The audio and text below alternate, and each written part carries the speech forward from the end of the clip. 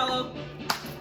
Oh, okay, so hi from both of us. Yes, Jalo is so bored with me these days. I know. Okay, you are listening to the Velvet Underground and Nico under the management of Andy Warhol, who was a very famous pop artist. He designed this cover. This band is very notable in that it inspired a lot of other bands like Sonic Youth, Sex Pistols, Joy Division, Nick Cave, PJ Harvey, REM, U2, Joy Division. Who else? Talking Heads. Very inspirational. Lead singer Lou Reed and Nico for this album. Okay. So we are headed down to the main stretch, and hopefully you're staying the course. So today this video is going to, I guess I'm going to cover like 3 things, okay? With India, I'm going to give you a little background information. Then we're going to hit imperialism again. I know. And then we're going to talk about Gandhi. Okay? So I need you to go get your notebooks because you're going to take notes. And you can put India at the top. So let's see here. Okay, right now I'm just gonna tell you a story, and you don't have to take notes for this in particular.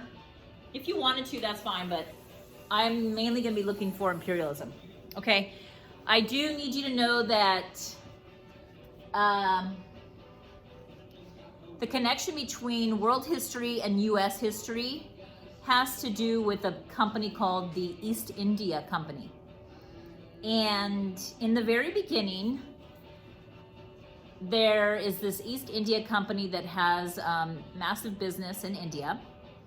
And the connection with US history is it was a trading company, and 3 of their ships, which had tea on it, sailed from India to the new colonies in the United States. Although the United States wasn't the United States just yet. The 3 boats that were owned by the East India Company, those are the 3 boats that all the tea was thrown from into the Boston Harbor, known as the Boston Tea Party, which is one of the first acts of rebellion that the American colonists did against the British. And that's going to, of course, lead to the American Revolution, and then the United States is born with its original 13 colonies.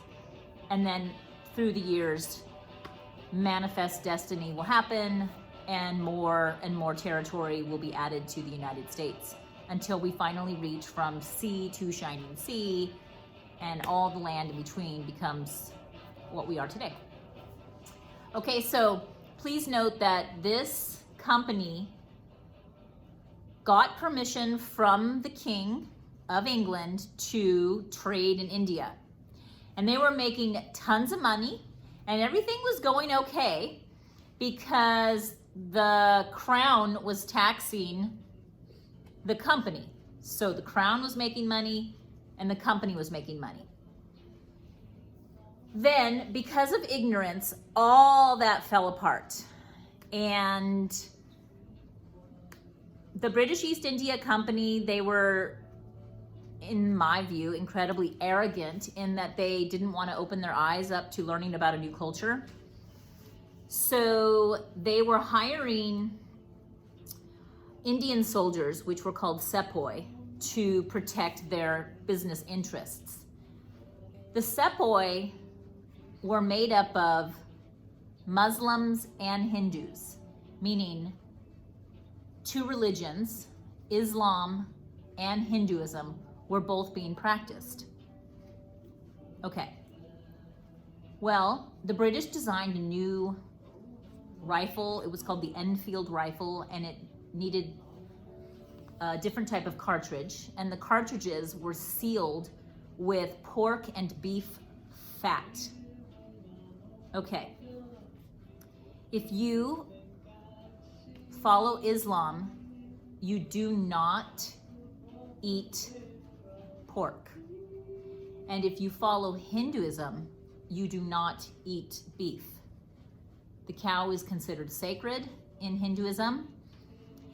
And in Islam, a pig is considered very dirty, so you don't eat it. Okay? Well, in order to load the cartridges, they had to bite off like the tip of the cartridge, which were sealed with pork and beef fat. And in essence, they were making these practicing Hindus and Muslims go against their religious beliefs by, tasting this fat. And it violated their religious rights. Okay, and if they had done a little research or cared at all about the cultures that they were living amongst, they probably would have known this, but they didn't. Because remember, most of the people from British are Christian. Anyway, long story short, all hell breaks loose. It's called the Sepoy Mutiny. You read about it, and the Indians refused to use the cartridges, and it just turned into this crazy nightmare. And the East India Company, because they lost control, the crown, meaning the king, sees this as an opportunity to take over the company, to take over all trade and everything in India. Because the company was so successful that the crown decided, you know what, you can't control the people, we're gonna take it over. So they did. And it begins this British rule of India, which is called the Raj, R-A-J, and it's over 300 years that the British will control India. This is why people in India speak English so well, because the British controlled India for over 300 years. Okay, so during this Raj, during this period, Britain is imperializing India and controlling them socially, politically, and economically, okay? And we've been talking about this big word, imperialism, and breaking it down into more sizable bites so that your brain can make the jump into how in the heck does the British control all of these people? Well, they do it because they make laws and enforce the laws using their military, and they maintain control by suppressing the people because of the money. India is specifically called the jewel in the crown because it makes the most money for the British, okay? All right, so here we go. We're gonna write down the definition of imperialism. Okay, so write imperialism and maybe try by now, right? What is the definition of imperialism? Can you remember? I'm gonna give you a second.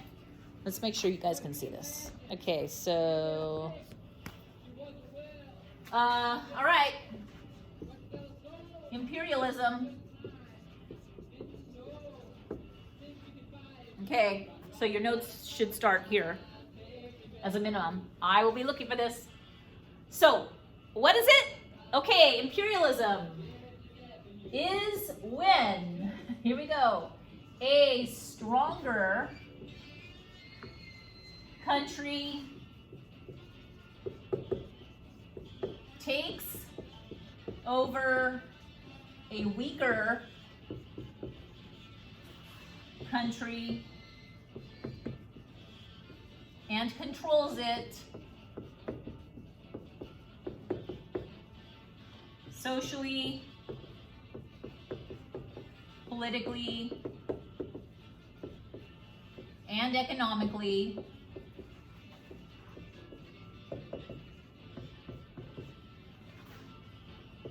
to make themselves stronger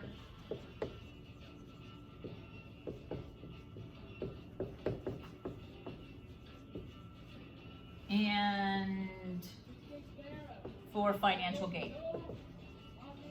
Okay? Is when a stronger country takes over a weaker country and controls it socially, politically, and economically to make themselves stronger and for financial gain. Okay, this is all about money. This is all about Britain taking advantage now of India in order to make Britain even more powerful, to maintain its power. And remember, to maintain a country's power, you have to have a very strong economy. And to have a strong economy, you need to have natural resources and a market. Remember, those natural resources are taken from the colonized country, in this instance, in cotton. The cotton is made or produced in India. The cotton is shipped to the factories in Britain. The factories produce textile, and the textile, the clothing, is then shipped back to India, where there is a market and the people buy the clothing. And the pattern continues. Okay, so now we are going to come up with very specific examples in India, just like we've been doing for China and South Africa. Now we're on to India.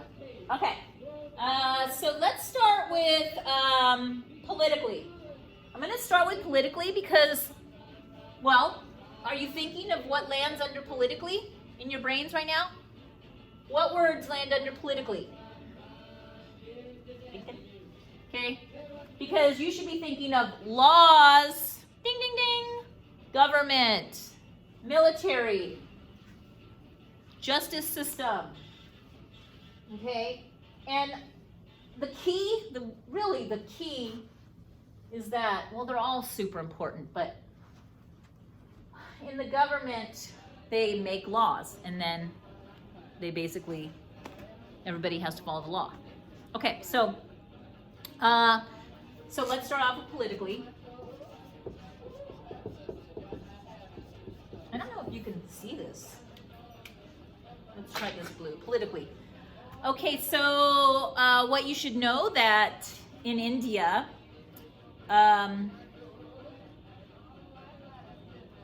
the British basically ran the government. And so British run government.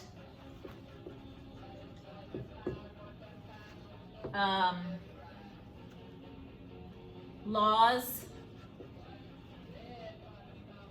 were created to maintain control.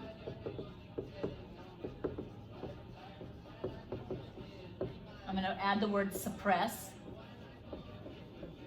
Indian population.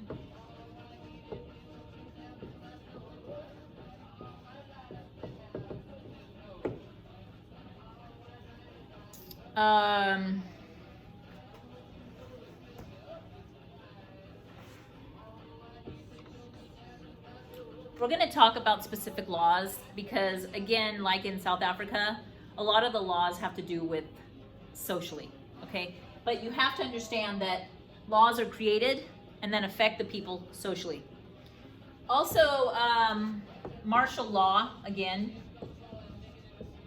Martial law is when the government declares the people as a threat to the government, and the military is used on its own people.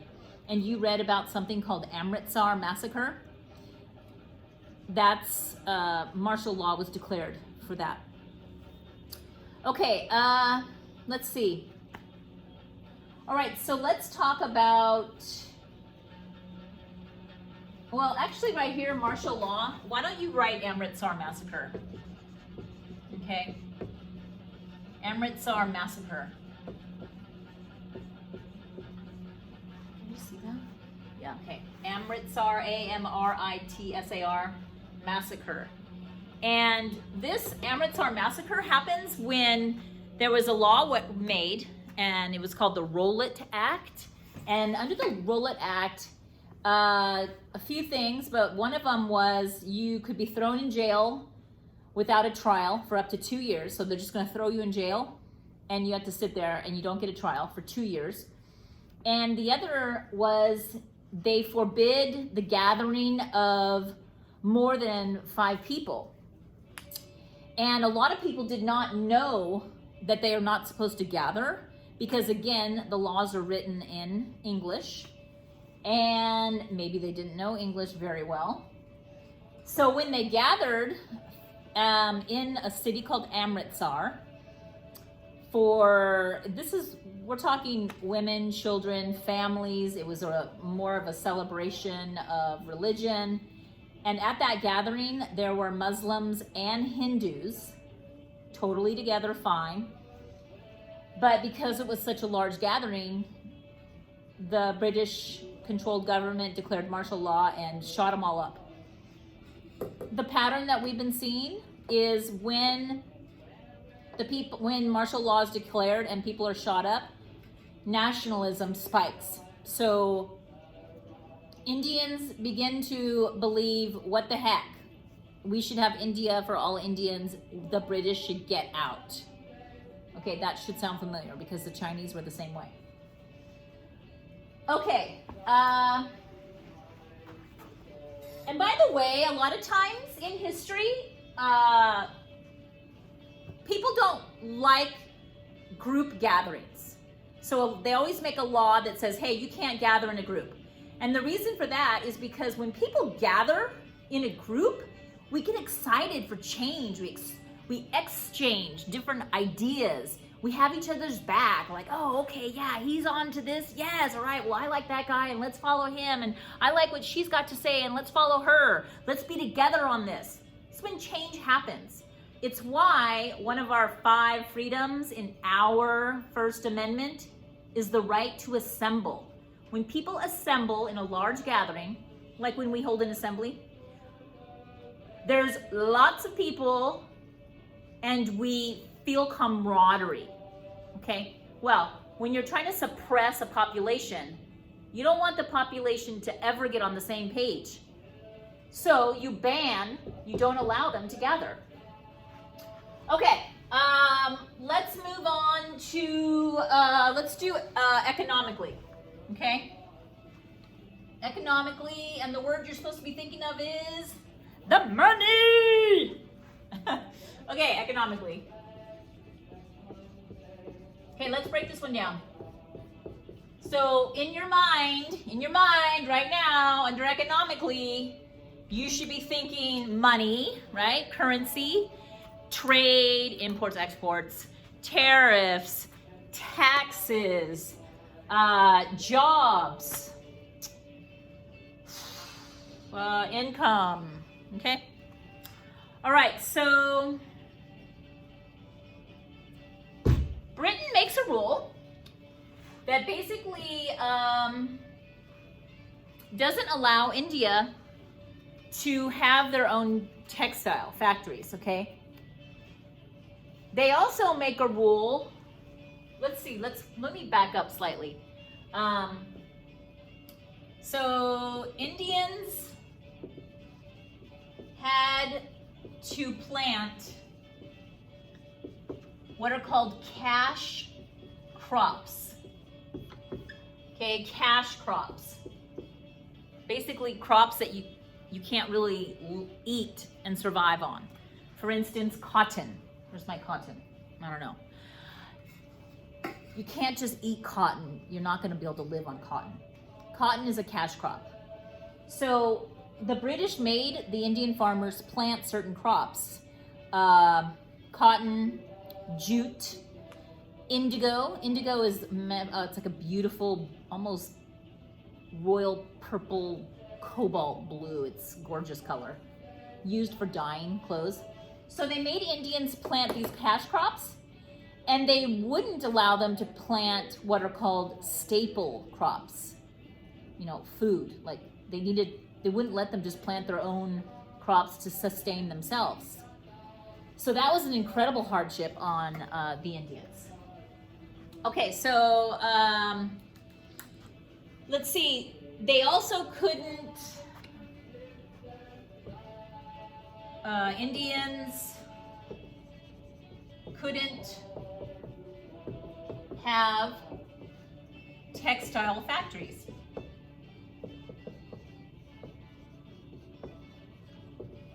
Okay, another word for textile is clothing, okay?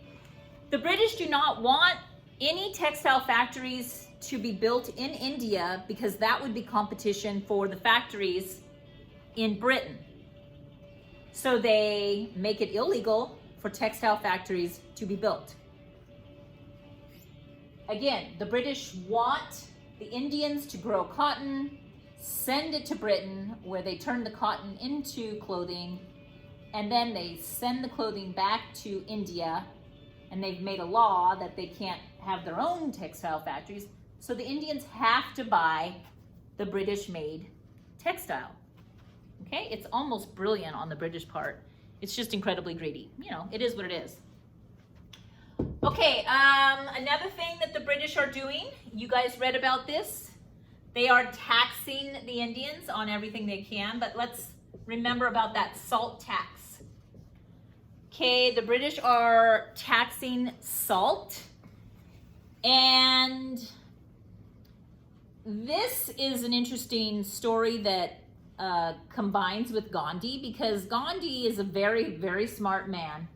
I'll talk about him later, but one example of how smart he is, he doesn't want Indians to pay any British tax. So the way he gets around this salt tax is he literally he walks for 240 miles. He has a lot of followers with him. They're all marching 240 miles to the Indian Ocean, and they basically harvest Mother Nature's own salt.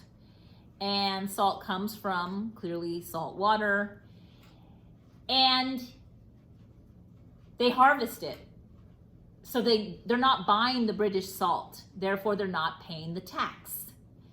And it works. It just infuriates the British because he's getting around the tax. And actually, you probably also read how that salt tax leads to the Salt March, and it leads to Gandhi being thrown in jail again for his actions. And it's just one example of how Gandhi goes up against the powerful British Empire. Okay, let's see. Let's talk about socially then, okay? Socially. Oh, my Velvet Underground stopped. Well, I'm not gonna flip it. Maybe it's hard for you to understand me with them anyway. Okay, socially. So, under socially, that doesn't look right to me, but okay. The tip to remember what lands under socially is to think of socially as culturally, okay? They can actually go hand in hand. So under socially, you should be thinking, well, let me give you a moment. I'm gonna flip my vinyl. Okay, try to list as many as you can, or in your brain, I should say, in your brain, think about what lands under socially, okay? Just in your brain.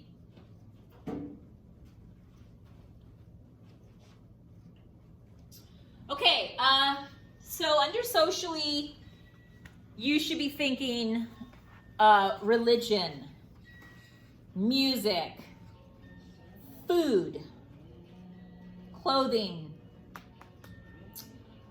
education, language, types of jobs. What else? Art. How can I forget art? Art. What else? I don't know. I guess that's enough.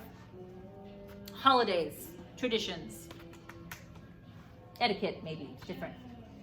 Okay, so let's talk about how the British are controlling Indians socially. Okay, well, I already mentioned one slightly when I talked about textiles. The British are not producing, for instance, beautiful saris, which saris are those beautiful, colorful, long, flowy dresses. It's kind of like a wrap that are worn by Indian women. That is not what the British are producing in the factories. They are producing Western style clothing.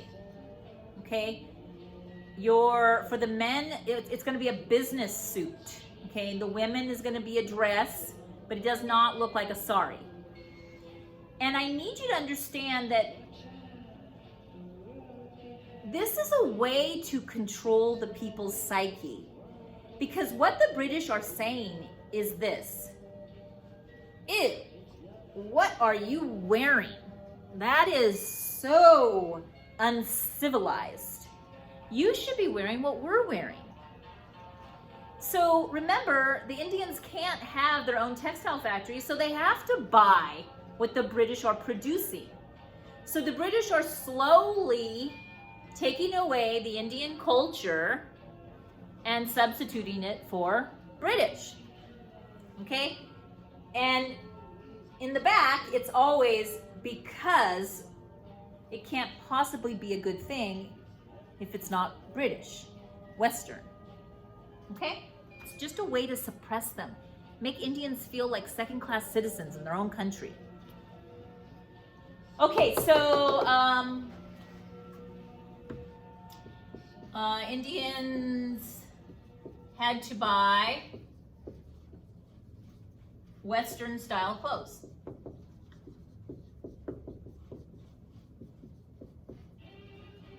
And remind me to bring this back up when I talk about Gandhi, because Gandhi is going to have something to say about that. Okay, something else socially. Education. Schools were British in language and curriculum. And what I mean by this is the students are learning history, for instance, through the British eyes. They're not learning history through an Indian's eyes. They're learning it through the British eyes. So they're not learning about their own history. They're learning what the British want them to learn. Okay?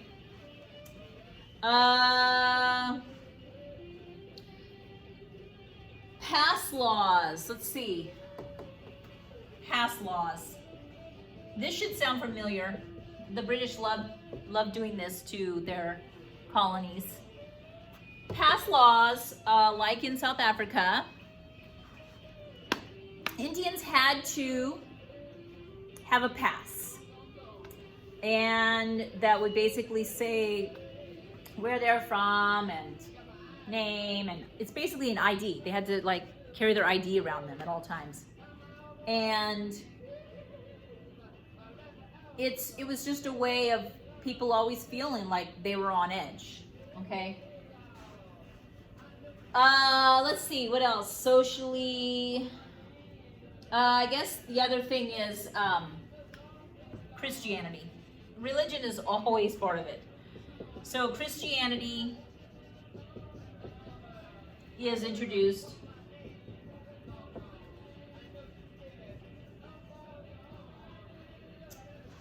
And while Christianity is being introduced, they're literally shunning and making people feel like they're second-class citizens again through Hinduism or Islam, okay?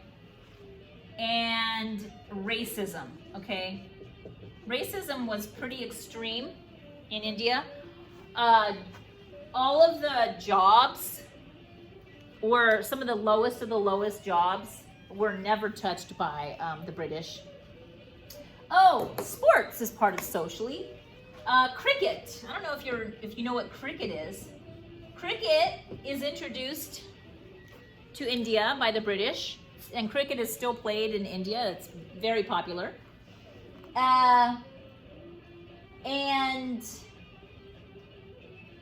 I guess what I wanted to say is my tone has been bashing imperialism for a while now, but I need you to know, please know, that unlike what happened in South Africa or in China, imperialism paid off for the Indians.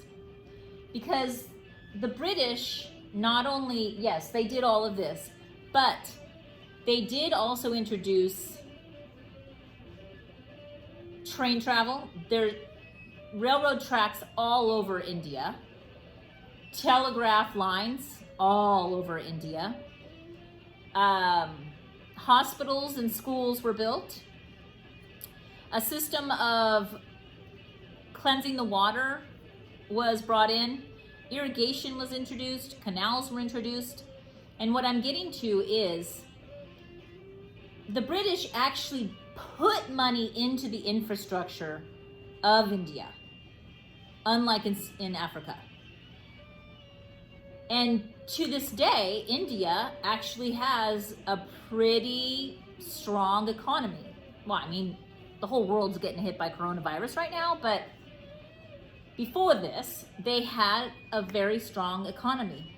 And the reason for that is because the British did imperialize and leave infrastructure, okay? And when you hear that word infrastructure, your brain should be thinking streets, in our world, like internet connection, Wi-Fi, hospitals, roads, schools, fire stations, canals. Okay, so at this point in my teaching, I would have now introduced the positives of imperialism, because if you can remember, if you actually looked at your study guide, which is like your first page in your notebook, the essay prompt was imperialism, justified or not.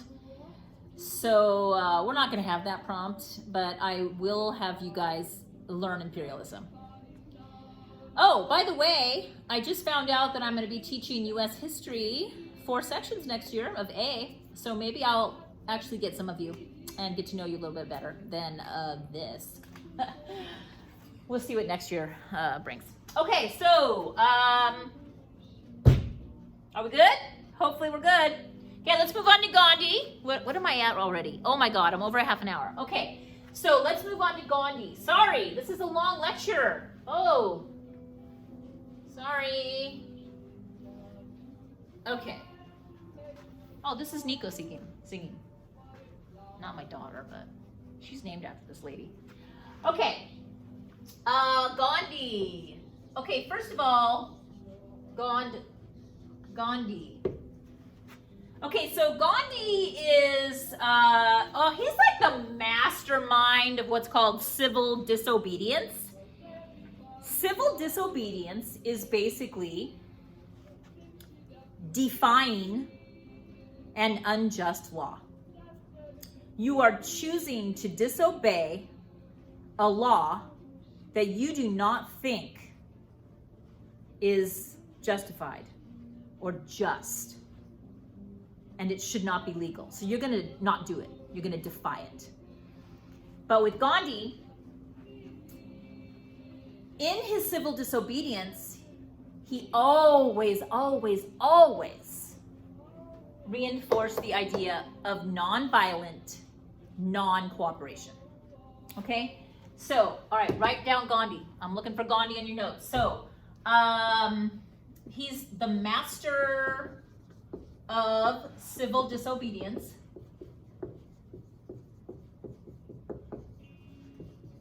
Which is to defy an unjust law. And he did this is an arrow, he did this through non-violent non-violent, non-cooperation. Okay? So for instance, the salt tax. He's going to defy the salt tax because he feels like no Indians should be paying British taxes. So he defies it peacefully, non-violently, by marching to the sea and making his own tax. Okay? Gandhi is going to defy buying British goods.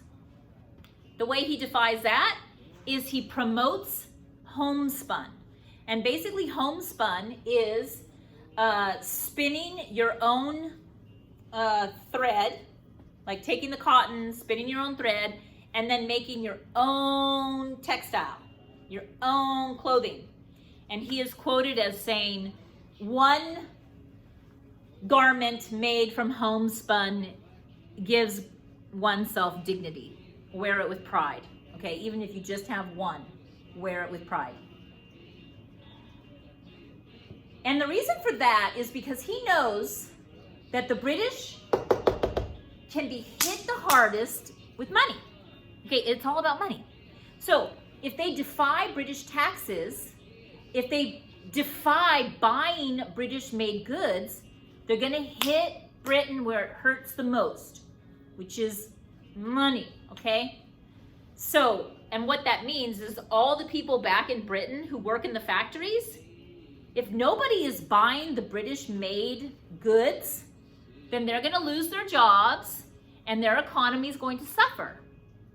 Okay, that's the game Gandhi's playing, and it works. Okay, let's see. Gandhi also encouraged all Indians to attend British schools. Okay? So besides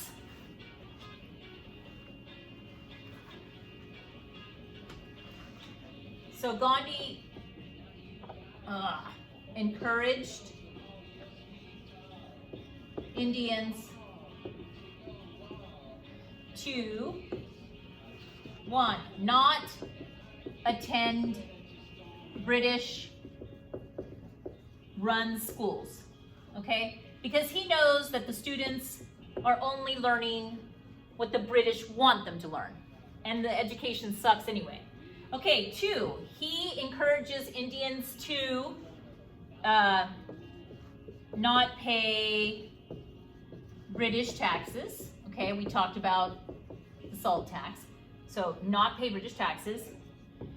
He encouraged Indians to not buy British goods, okay, for instance, textiles.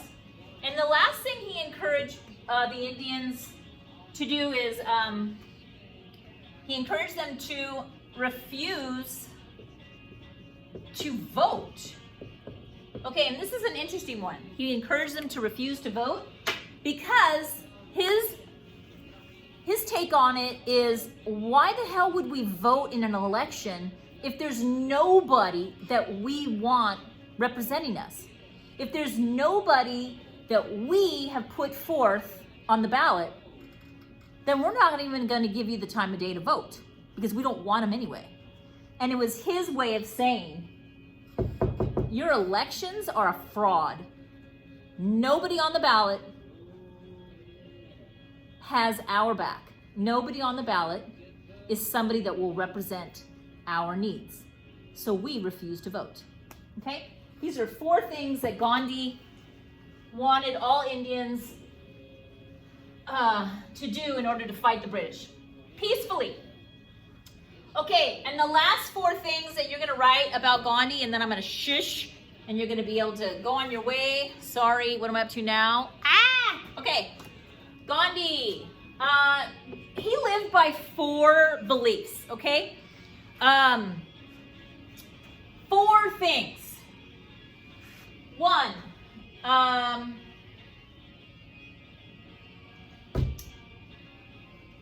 tolerance of all religions. Okay? Tolerance of all religions. You know, just accept the idea that others might have a different belief than you. And as long as they're cool and not violent, hey, let them have their religion. Live as simply as possible. Never striving for a reward. Okay? Live as simply as possible, never striving for a reward. Just do the right thing, you know? Help your elderly neighbor with her groceries. I don't know. Not because you're gonna get a tip, but because it's the right thing. Okay, he also believed to devote one's life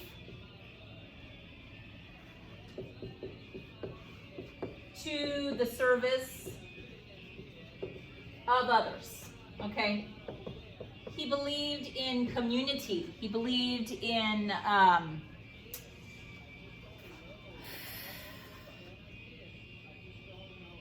community. He believed in community.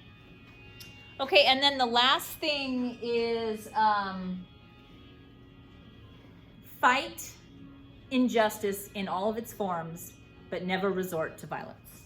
Okay, so fight injustice in all forms. Okay, because this could take the place of a lot of different ways. Okay, so fight injustice in all forms, but never resort to violence. And Gandhi considered one of the worst things that the British ever did to India was to keep the people in poverty. He states that poverty is one of the worst forms of violence. Okay, so that's it. You did it. Yay. Okay. I think I'm only going to be doing like one other video or something. I'm not sure. Anyway, I hope you stay healthy. And this is it. This is like, you guys, only like 2 more weeks. This is the last haul. So look at your grade, figure out what you want to get, and then go for it. But keep up those CNN 10s. Please look at the agenda. The agenda tells you everything, how I'm pacing yourselves. And I wish you the best. And I hope that you can get to summer. Insane. Jolo! Where are you, buddy? Jolo! Oh, he's so lazy. Oh my God. He's like, doesn't even want to come over. Here, I'll go to him. Hi, Jolo. You want to say hi? Okay, I'm almost done with World War I. I'm gluing. Check out the textbooks here have multiple jobs. They're my glue. I'm pressing them down for glue. Anyway, maybe on my next video that will have World War I on it. Okay, take care.